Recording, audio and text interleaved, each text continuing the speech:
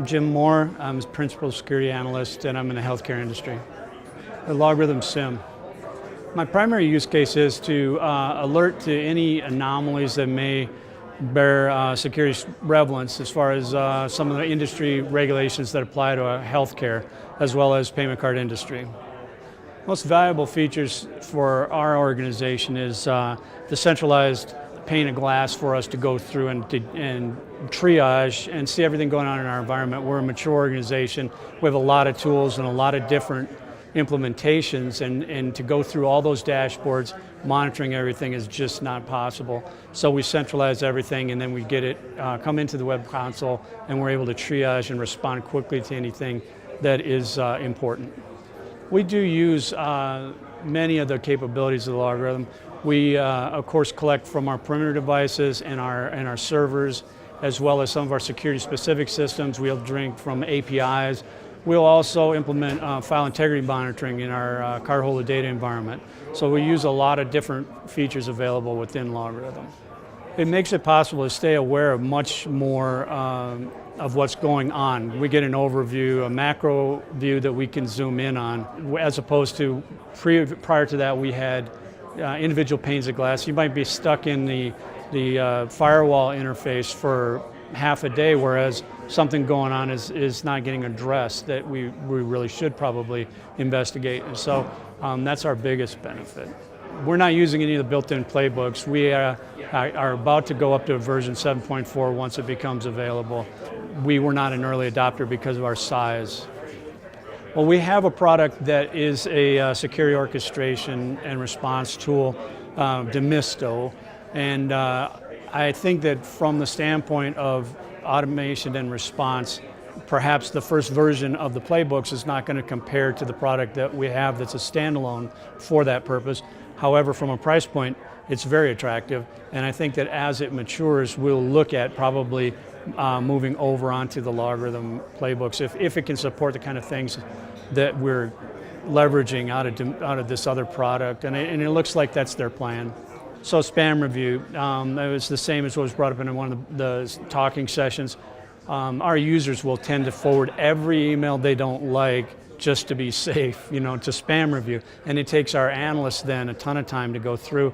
So we have leveraged this to go and read from the mailbox that those spam emails all get forwarded to, and then to look and analyze the hashes of any files. They'll hash them, or the links in the file, or the sender, or anything that looks funny. And it'll do all the things that an analyst will do and make its determinations. And then we'll see from there if we have anything to follow up on. In LogRhythm, stability is very good. We're pleased with it. However, we have a high rate of logs for, at least I think it is. We approach 750 million logs on a daily basis is about our average. And if anything stops working or service needs to be restarted, it will rapidly vary itself. We don't have too many problems with anything like that. It's just from time to time, if something's not available, a resource it needs, things will begin to back up, and then it's kind of exciting trying to recover. Scalability is good. We had 23 systems, not counting the collectors, that are big LogRhythm servers, data processors and indexers, net monitors, web consoles, PMs. We have in 2 different data centers.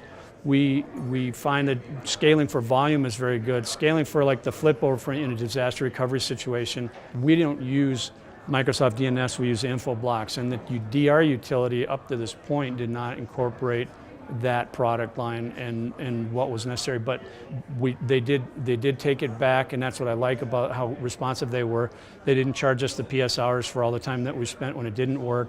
They went back, they worked with Infoblocks, they handed off a technical document that I can work with my DNS guys back there and then reschedule the hours with PS. So it's really, I like the way that they addressed it. They made it like we're important. I know we're one of many, but they took that back and they expanded their disaster recovery capability based on the fact that that's what we wanted. Oh, tech support's good. We generate a lot of tickets, anything from log sometimes the vendors will enrich their logging, but then that changes the ability of the tool to parse it, and so then we'll notice that a log's not parsing and everything's going to the catch-all rule. We'll open up a ticket. They'll take care of that pretty timely, as well as anytime that we have a high issue, something that's affecting our availability and visibility into our network, they're very responsive. I was back in 2014, so it was, I was assisting someone else whose primary function was to implement it, and it was, I don't know, several full versions back. I think it was version 6 or 5 or something like that. I don't know what it was. I think your awareness of LogRhythm grows over time.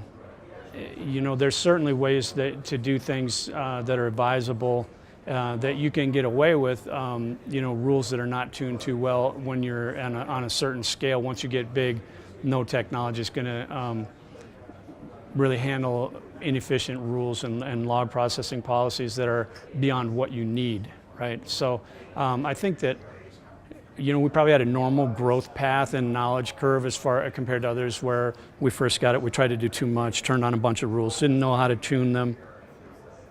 But I think that, you know, right now we have a solid implementation. We have 130, 150 alarm rules running. We're not maxing out resources. Everything is running really well from a reliability standpoint and availability from the product. We do wish that the web console would go back a little bit further with its look in time. However, it is fortunate that they've embraced some of the other stand alongside technologies like Kibana and Elk Stack, where we can take a look at the parse data and trend back over time.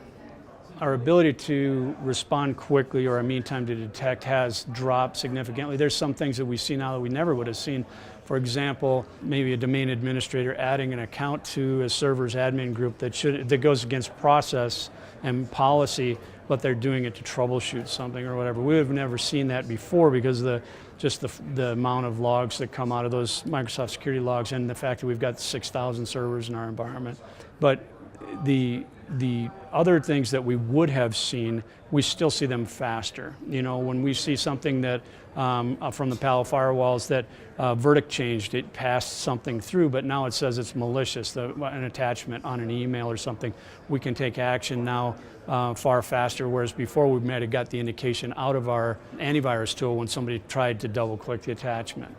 There's two that I can think of off the top of my head. One is service protection. So for example, to compare to the antivirus product, if I'm an admin on a server, I can't uninstall the antivirus product unless I have the administrator password for the antivirus, not the domain administrator passwords.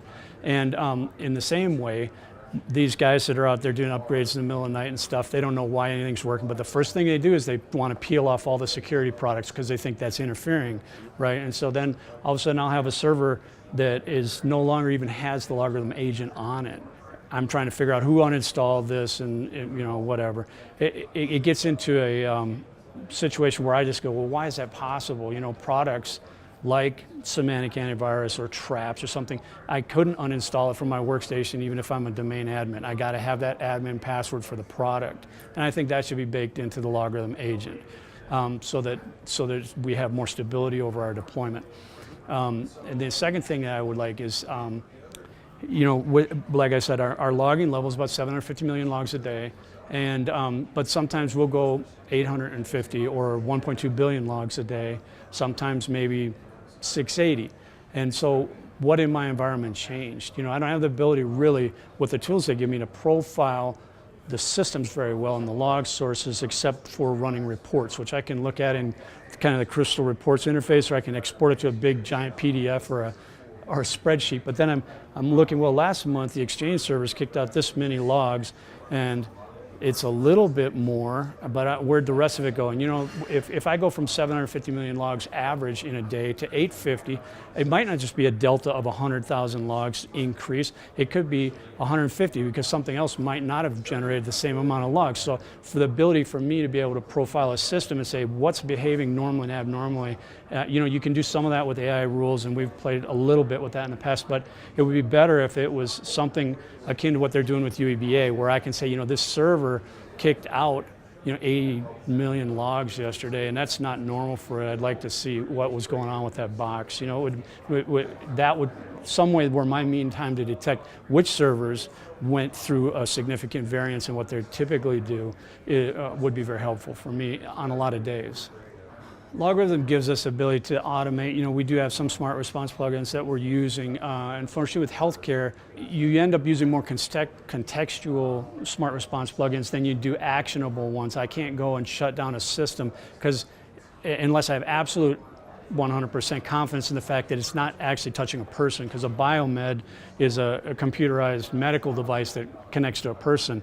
So in our environment with half dozen hospitals, 130 clinics, we can't just go around shutting things down or even necessarily quarantining them, because it might be kind of a client-server type of situation where we can't interrupt this if it's maybe they're giving a radiation treatment to someone.